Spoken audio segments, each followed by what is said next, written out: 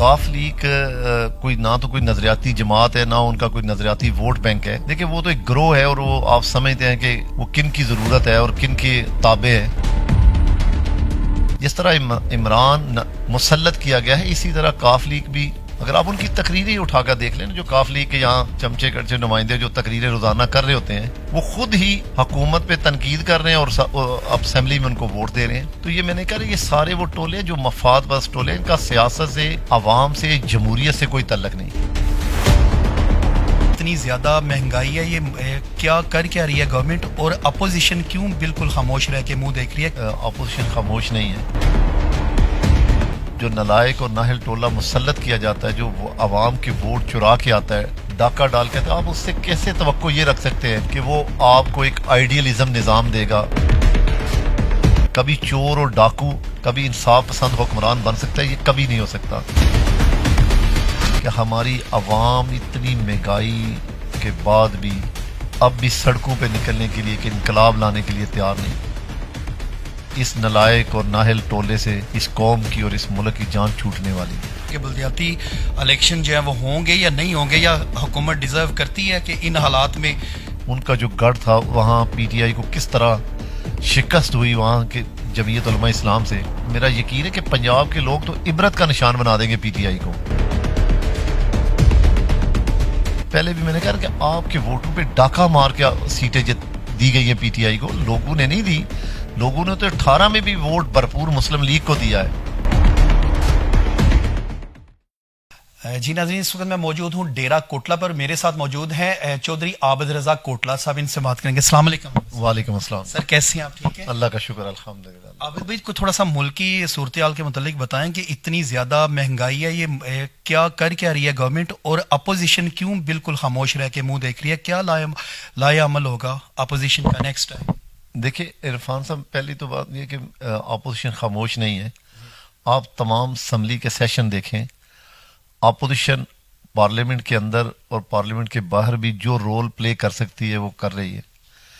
जहाँ तक रही महंगाई की बात, तो देखिए जो हुकूमतें मुसल्लत की जाती हैं, जो नलायक और नाहल टोला मुसल्लत किया जाता है, जो आवाम के वोट चुरा के आता है, डाका डाल के, तो आप उससे कैसे तवक्को ये रख सकते हैं कि वो आपको एक आइडियलिज्म निज़ाम देगा, वो आपकी मुल्क को तरक्की की राहों पे गामजन कर देगा, वो लोगों की ज़िंदगियों को आसान कर देगा? कभी चोर और डाकू, कभी इंसाफ पसंद हुक्मरान बन सकता है? ये कभी नहीं हो सकता। मैं ये समझता हूँ कि अपोजिशन तो अपना रोल प्ले कर रही है, लेकिन हकीकत ये है कि हमारी आवाम इतनी महंगाई के बाद भी अब भी सड़कों पे निकलने के लिए, कि इनकलाब लाने के लिए तैयार नहीं, क्योंकि हमने फैसला कर लिया हुआ है कि हम सिर्फ वोट के जरिए अपना बदला लेंगे। ये एक बड़ा दुरुस्त फैसला है, लेकिन मैं ये समझता हूँ कि जिंदा दिल कौम 1 रुपये की महंगाई पे भी पूरे मुल्क को हिला कर रख देती है, जाम कर देती हैं। तो सियासी जमातें, सियासी लीडरशिपें अपनी बसात के मुताबिक पूरा किरदार अदा कर रही हैं। आप ये तो देखें कि जो ने लेकर आए हैं उनकी ताकत और उनका जो अंदाज है, आप उन दोनों चीज़ों से एक वक्त में लड़ रहे हैं। तो मेरा ये ख्याल है, यकीन है कि इंशाल्लाह इस नलायक और नाहल टोले से इस कौम की और इस मुल्क की जान छूटने वाली है। बल्दियाती निज़ाम के मुतालिक कुछ ऐलानात हो रहे हैं, इसको आप क्या समझते हैं कि बल्दियाती इलेक्शन जो है वो होंगे या नहीं होंगे, या हुकूमत डिजर्व करती है कि इन हालात में कि वो बल्दियाती निज़ाम केपीके का तो आपने जो है वो देख लिया? देखिए जी, बात यह कि मैंने कहा ना कि वहाँ भी उन्होंने अपनी मर्जी से इलेक्शन नहीं करवाए, बल्कि सुप्रीम कोर्ट की जो डायरेक्शन आई हुई है और इलेक्शन कमीशन ने जो अपना एक डिसीजन लिया और उस पर वो इलेक्शन करवाए गए। और उसमें आपने देख लिया कि जिस तरह उनका जो गढ़ था वहाँ पीटीआई को किस तरह शिकस्त हुई वहाँ के जमीयत उलमा इस्लाम से।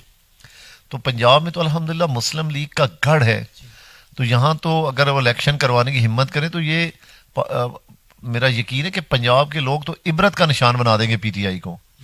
तो ये सुप्रीम कोर्ट का क्योंकि प्रेशर भी है, इलेक्शन कमीशन भी करवाना चाहता है, लेकिन मेरा ख्याल ये है कि गवर्नमेंट कभी भी नहीं इलेक्शन करवाएगी। और इलेक्शन करवाने से पहले मैंने कहा कि अगर ये अपने आप को बचा गए तो ये बड़ी बात है। मुझे तो बल्दियाती इलेक्शन नहीं लगता, मेरा तो नाकस अक्ल के تحت مجھے تو جنرل الیکشن ہی نظر آتا ہے.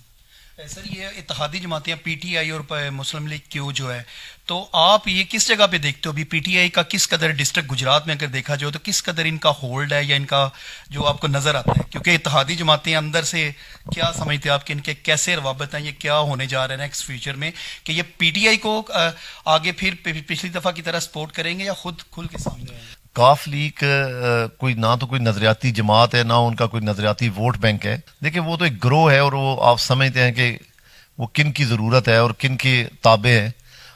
انہوں نے عمران کو لانا تھا تو یہ اتحاد بھی بنا دیا، پی ٹی آئی کو وہاں سے گجرات سے ختم کر کے، تو انہیں جو ایک معاہدے کے تحت انہیں جو 2 سیٹیں 8 دینی تھی انہوں نے وہ دلوا دی. جس طرح عمران مسلط کیا گیا ہے، اسی طرح کاف لیگ بھی اس کا لائنس بھی مسلط شدہ ہے، اور گجرات کی عوام سے جو سیٹیں دلوائی گئی ہیں وہ عوام نے نہیں دی بلکہ لوگوں سے چھین کے انہیں دی گئی ہیں. تو یہ مجھے آنے والے ٹائم میں تو ان کا یہ ساتھ نظر نہیں آتا. اگر آپ ان کی تقریریں اٹھا کر دیکھ لیں نا، جو کاف لیگ کے یہاں چمچے کڑچے نمائندے جو تقریریں روزانہ کر رہے ہوتے ہیں، وہ خود ہی حکومت پہ تنقید کر رہے ہیں اور اسمبلی میں ان کو ووٹ دے رہے ہیں.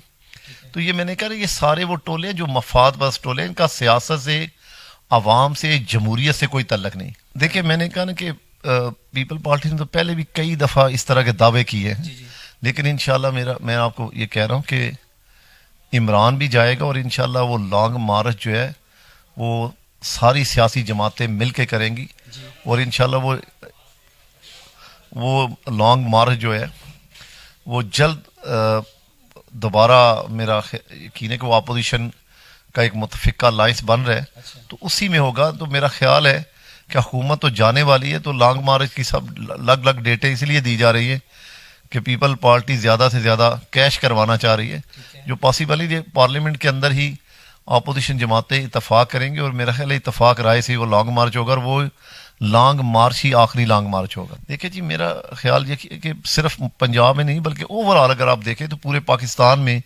مسلم لیگ نون کا گراف بڑا ہے، اور پنجاب میں تو الحمدللہ پہلے بھی میں نے کہا کہ آپ کے ووٹوں پہ ڈاکہ مار کے سیٹیں دی گئی ہیں پی ٹی آئی کو، لوگوں نے نہیں دی. لوگوں نے تو 18 میں بھی ووٹ بھرپور مسلم لیگ کو دیا ہے.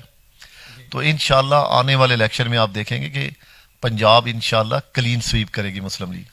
میں نے کہا کہ دیکھیں ترجیحات ہوتی ہے، آپ کی ترجیحات تھی ڈیولپمنٹ، آپ کی جماعت کی بھی ترجیحات تھی ڈیولپمنٹ. میں نے کہا یہ گروہ جب مسلط کیے جاتے ہیں ان کا مقصد اقتدار حاصل کرنا تھا اور اقتدار سے فوائد حاصل کرنا تھے.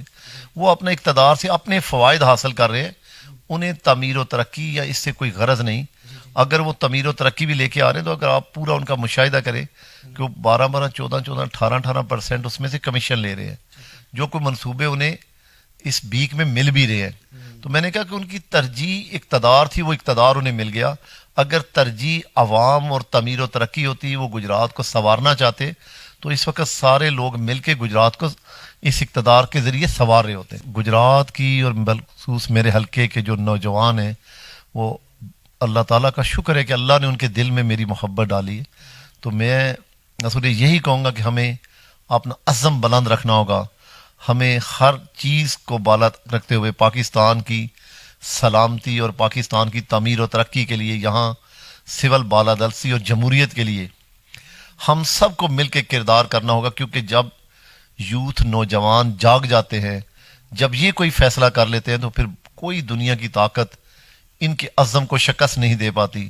میں بس اپنی یوتھ کا، اپنے نوجوانوں کا، ان کی محبت کا شکریہ ادا کرتا ہوں، اور اللہ تعالیٰ سے یہ دعا کرتا ہوں کہ اللہ دنیا اور آخرت دونوں جہانوں میں انہیں اس محبت کا، اس بے لوث محبت کا اجر عطا فرمائے. جی ناظرین، یہ تھے ہمارے ساتھ چودھری عابد رضا کوٹلہ. تو ان سے ہم نے بات کی، بڑی پازیٹیو باتیں کی، اور میں ایک بات اس میں اضافہ کر دوں کہ ان کی جب بھی بات ان سے ہم نے کی ہے تو ان کی باتوں سے صرف کوٹلہ نہیں بلکہ پورے ملک کی بحیثیت قوم کی محبت جو ہے وہ نظر آتی ہے.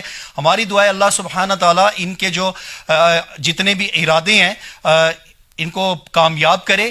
تو مزید خبروں کے لیے دیکھتے رہیے نیوز الرٹ گجرات.